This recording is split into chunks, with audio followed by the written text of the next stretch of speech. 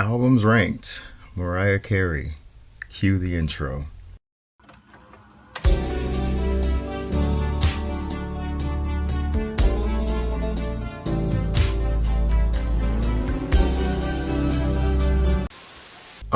Post production, Wayne here.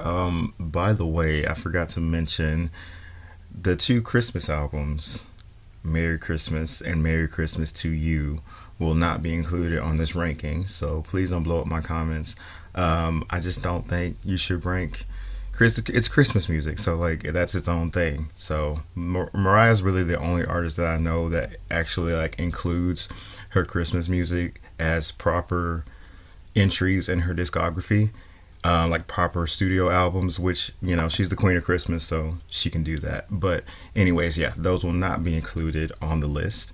But anyways, yes, enjoy the video. Alright, so starting out, for the sake of the fact that Mariah has like a billion albums, I'm grouping these three together. I love all her early work, but like most of the artists I love, their discographies just get better and better. To me, album after album, and thus their early work is at the bottom of my rankings usually. Mariah's first three records were the last ones that I got around to listening to in their entirety when I was discovering her. When I was like 9 and The Emancipation of Mimi came out, I thought that was her first album and she was a new artist at the time. So later on in life, when I realized that this lady was like one of the biggest stars of the 90s, my mind was blown. But Mariah's debut, Emotions, and Music Box are all pretty much cut from the same cloth, and they really all somewhat are on equal footing. But ranking her first three amongst themselves, I'd say Music Box is at the bottom, followed by Emotions and Self-Titled being somewhat tied. I put Music Box at the bottom, not because it's a bad album, but definitely because it's the least memorable out of her original three, and frankly, her entire discography to me, it's kind of boring, again, to me. Coming after her debut and Emotions, which were, again, all kind of following the same formula, this one just feels the most stale out of the three. It was apparent that her label was really milking her success at this point and didn't allow her to stray from the sound of her first two albums, but by the time Music Box came along, it was getting a bit tired. Dream Lover is really the only song from this album that I just love. Hero is by far my least favorite #1 single from Mariah. It's just very unremarkable to me. Very cliche 90s ballad. It never does anything for me, and I know it's one of her most popular ones, but I skip it every time without a doubt. I'm very glad Mariah started to exert more control over her sound following this era, because playing it safe with the adult contemporary pop sound she was known for was getting kind of played out by that point. Self-Titled is a classic to me, a fantastic debut. Every song is a key part of the whole package. Mariah really came out of the gate swinging. I feel bad for not revisiting this one more. Vision of Love is a spectacular opening track and debut single. I Don't Want to Cry and Someday are great as well. Vanishing is amazing. I love how it highlights Mariah's vocal prowess more than anything. Alone in Love, Sent From Up Above, and Love Takes Time are my favorites as well. I feel like if Emotions came out in the present day, it would have been labeled as a deluxe edition of her debut album. That's just the best way that I can describe it. Honestly, Emotions is a strong album though. Sometimes I prefer it a little bit over Self-Titled. They're honestly interchangeable for me as far as ranking goes. Emotions is a bit more soulful than its predecessor, and it's great. It's a great example of an artist taking their debut album and building upon it without it sounding redundant or like leftovers. Obviously, the title track is great. Can't Let Go is one of Mariah's more underrated singles. I love it so much. I love the gospel energy of Make It Happen. You're So Cold, To Be Around You, and The Wind are all great. Specifically, The Wind is a big fave of mine, incredibly haunting, and I adore Mariah's deeper register on this one. I feel like it's controversial to have E equals MC squared this low, but it's the weakest out of Mariah's 2000s run of albums in my opinion, and yes, that does include Glitter and Charm Bracelet. Don't get me wrong, I love a lot of songs from this one. Touch My Body is actually my favorite Mariah #1, and to have a certified hit that late into your career is nothing to scoff at. Mariah was giving pop girls half her age a run for their money. I think this album partially suffers from coming after the absolute monster of an album that was The Emancipation of Mimi. It was just impossible to follow that up with something that could match it. But E equals MC squared just isn't that memorable to me, aside from my favorites, and I think she tried a little too hard to recreate The Emancipation of Mimi instead of just doing something different. Migrate, Touch My Body, I'm That Chick, and Bye Bye are really the only ones I revisit this album for. And it's a shame because the production on this album is actually really good. It's just missing something to me. I don't know. I love the album artwork though, and the title is clever. I think the era could have benefited from more singles as well. I personally would have replaced I Stay in Love with I'm That Chick, but that's just me. That song is without a doubt one of her best deep cuts. I absolutely adore it. Also, kind of related, but the song Cool on You from the Rarities, which I'm assuming was recorded during the E=MC² album sessions, definitely should have made the official track list. That song is amazing.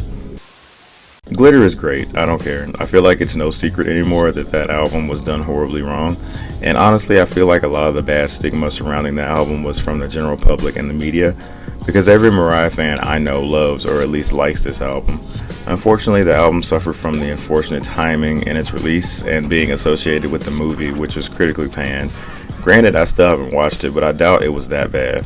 It was just a period of time in Mariah's career when it was cool to hate on her.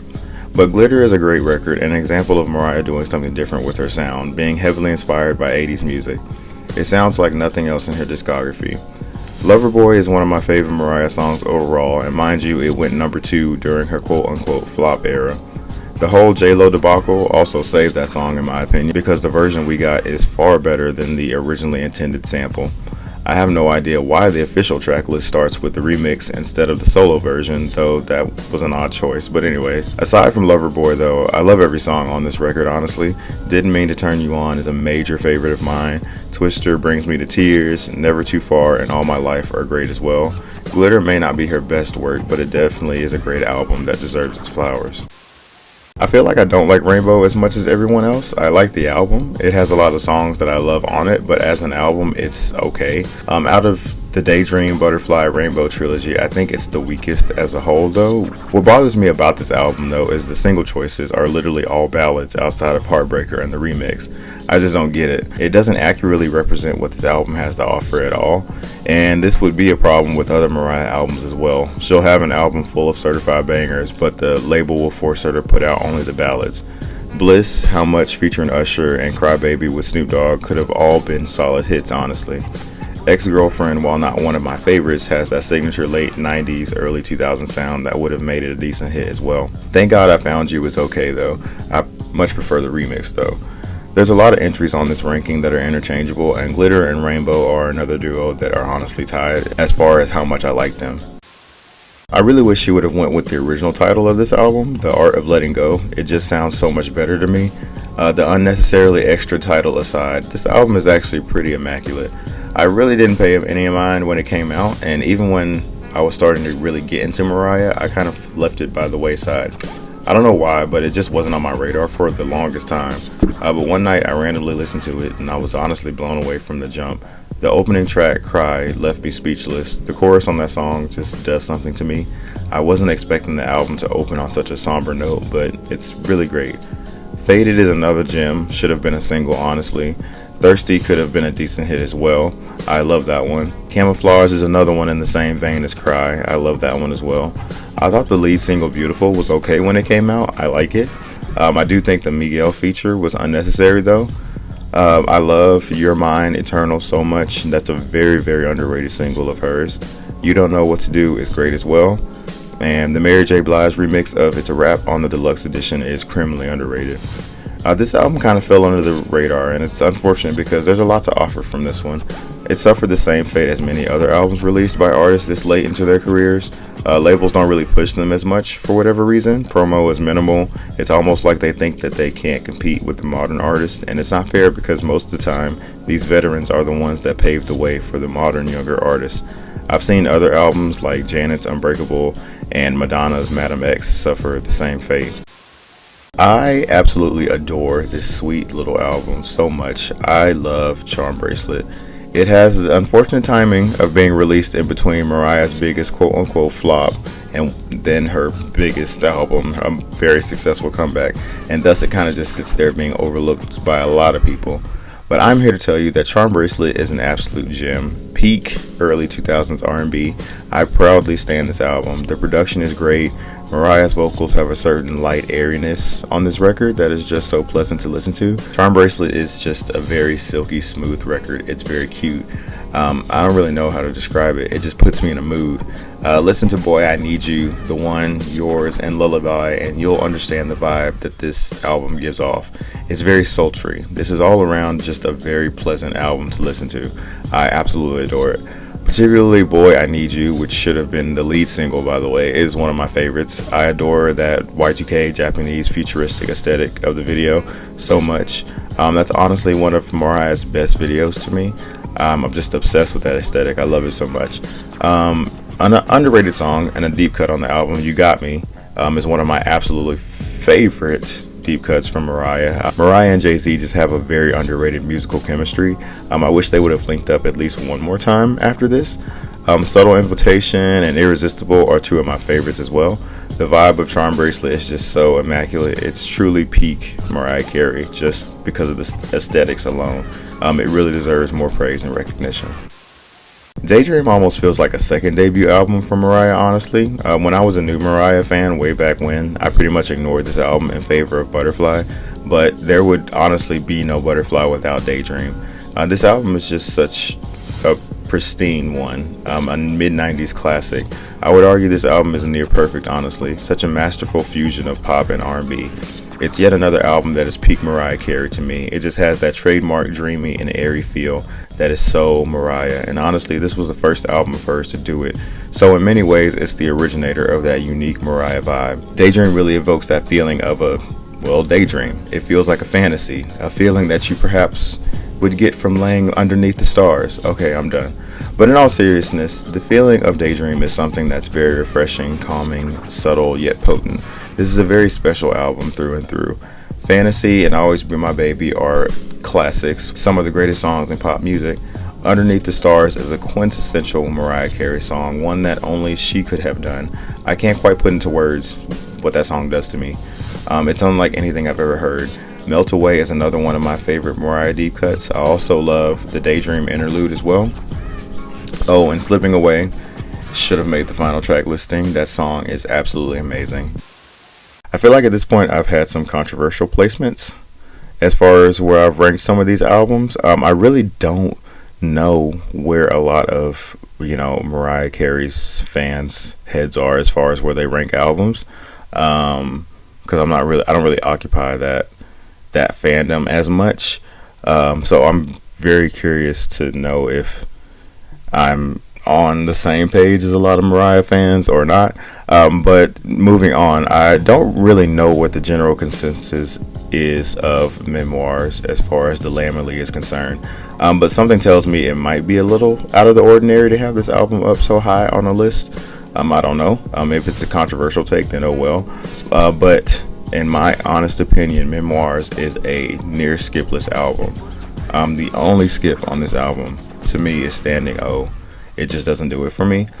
But outside of Obsessed, which I love, nobody talks about this album as a whole. And that's a downright travesty. I am madly in love with this album. E equals MC squared was an attempt at replicating the Emancipation of Mimi that didn't really hit the mark for me. But Memoirs really feels like the proper successor to Mimi. The vibe and energy of this record are very much in the same vein as Mimi, and maybe that's why I love it so much. E equals MC squared just kind of felt like a little confused as far as what it wanted to do, but Memoir simply checks all the boxes. It's a shockingly cohesive record. Mariah really ended her 2000 albums run with a bang here. Hate You is massively underrated as a Mariah single. Candy Bling is smooth as butter. It's like a spiritual successor to Bliss from Rainbow.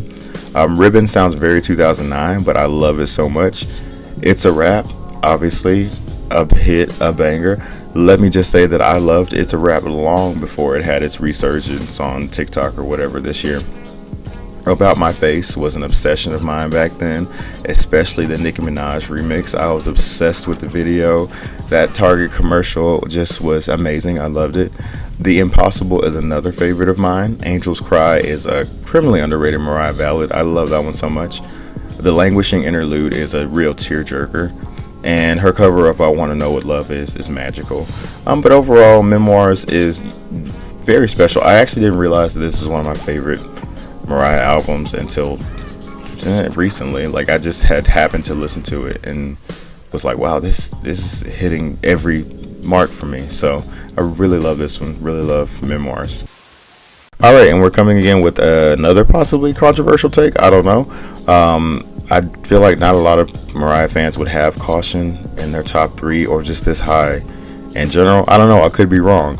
I feel like this is a hot take, but Caution is a skipless album. Caution is legit perfection. You know, my opinions on it aside, for a woman who was just shy of 30 years into her career to put out a body of work this solid is absolutely unheard of. I feel like there's this unfairness when it comes to quote-unquote legacy acts, like Mariah and Janet and Madonna and others like that. And I mentioned this earlier, but it's the assumption that they are out of their prime and that they simply won't or can't deliver the same level of quality that they gave at the height of their careers. But Caution completely squashed that thought as far as quality goes. I myself was blown away with just how solid this record was when it came out. I knew I was going to love it regardless because it's Mariah, but I didn't expect to love it this much. Mind you, this album came out the same year as Ariana's Sweetener, and y'all know Ariana is my sister forever. But I actually put Caution at the top of my list of my favorite albums of 2018. Mariah really set a new standard for legacy acts going forward. She really blew it out of the water with Caution, and I can't stand that nobody talks about this record. I'm so in love with it. What I love the most about this record is that Mariah didn't follow trends with it. She did her own thing, and it sounds so distinct. Every song is different from what we're used to hearing from her, but it still sounds so Mariah. I really can't describe it. The most typical Mariah songs that you would get on here would probably be With You and Portrait, but there's not a single song on this album that I dislike, and that's hard for me to come by. It's honestly the only album on this list that I don't skip at least one song on. My absolute favorites, though, are GTFO, the title track, A No No, Giving Me Life, and 8th Grade. Not many artists can say that they've released some of their best work this far in their careers, and I hope that Mariah keeps that same energy that she put into this one when she gives us her next album. I already said most of what I had to say in the video I did on Butterfly, so please go check that out if you haven't already. But I feel like this record is objectively in Mariah's top 3. I think everyone's ranking of Mariah's albums is valid. Her catalog is so big and so extensive that I really think that there's justifications for just about any order that you'd put her albums in, with some exceptions, obviously. But I would side-eye anyone who didn't have Butterfly in at least their top 5. It's just that important to Mariah's career, but more than that, it's a quality record. It's a staple of the 90s and arguably one of the most important R&B albums ever crafted. Butterfly is Mariah Carey, plain and simple. It's the album she was born to make. It's like she put her soul into a music form, and this was the result. The 4-track run of The Roof, 4th of July, Breakdown, and Baby Doll honestly needs to be studied. Like, that is just an absolute insane run of songs on an album. Butterfly is just such a smooth album, oozing with that trademark dreamy Mariah Carey flavor that I mentioned earlier. It's truly a masterpiece.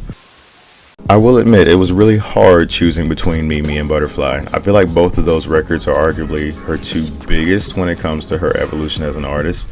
One is her magnum opus, and the other was a comeback unlike anything music has ever seen. But I ultimately gave Emancipation the top spot for a few reasons. First off, it's absolutely insane that every song on this record could have been a single. That's how top tier the quality is on this record. And just looking at the singles run, this is a legendary string of releases. It's like that, one of the greatest comeback singles of ever, We Belong Together, one of the biggest songs of all time, and universally agreed to be the greatest song of the 2000s decade. We Belong Together was so big that it blocked the next single from the album, Shake It Off, from going number 1. It didn't occur to me just how much the world had turned its back on Mariah prior to the emancipation of Mimi, but it was serious. After the glitter debacle and her label dropping her and having a mental breakdown and the unfair lukewarm reception of Charm Bracelet, it just makes it even more amazing how hard this album hit when she dropped it. Mind you, this album single-handedly introduced Mariah to an entirely new generation that perhaps wouldn't have known her otherwise. I know so many fans whose entry into Mariah Carey's discography was the emancipation of Mimi, and that's why I ultimately put this album at the top. Yes, it's definitely one of my favorites, but the circumstances and effects of its release are ultimately what make it number 1 to me. I don't like to say that it quote unquote saved her career, because honestly Mariah wasn't going anywhere regardless, but I do think it put her on top again for the first time since the 90s and essentially started a renaissance in her career in the new millennium. The story of this album is one of triumph, one that can't be done justice in this one little video, but definitely one day I'll go into further detail. Also, I have to mention the album artwork, which is absolutely iconic, regal, divine, unlike anything else in her discography. It truly is her best and one of the most recognizable album covers ever. I could go on and on about this absolute masterpiece. I had a phase where I thought this album was overrated compared to her other lesser known albums, but that was honestly me just trying to be cool and edgy by saying my favorite album wasn't her most famous one, but in all honesty it is, and it's justified. The Emancipation of Mimi is truly something special, one of the biggest albums in popular music for a reason, and a vital part of one of the greatest music catalogs in music history. Hi, hello, thank you so much for watching. If there's an artist that you would like to see me rank their discography, please let me know down in the comments. Tell me your Mariah albums rankings. Did you agree with mine? Did you not agree with mine? Did you think I have terrible taste? Let me know down in the comments. My name is Wayne. Thank you so much for watching. Please consider liking and subscribing and checking out some of my other videos. I love you guys so much. Sorry this video took so long, but life has just been lifing as of lately. But thank you so much for your love and your support. I will see you all later. I love you.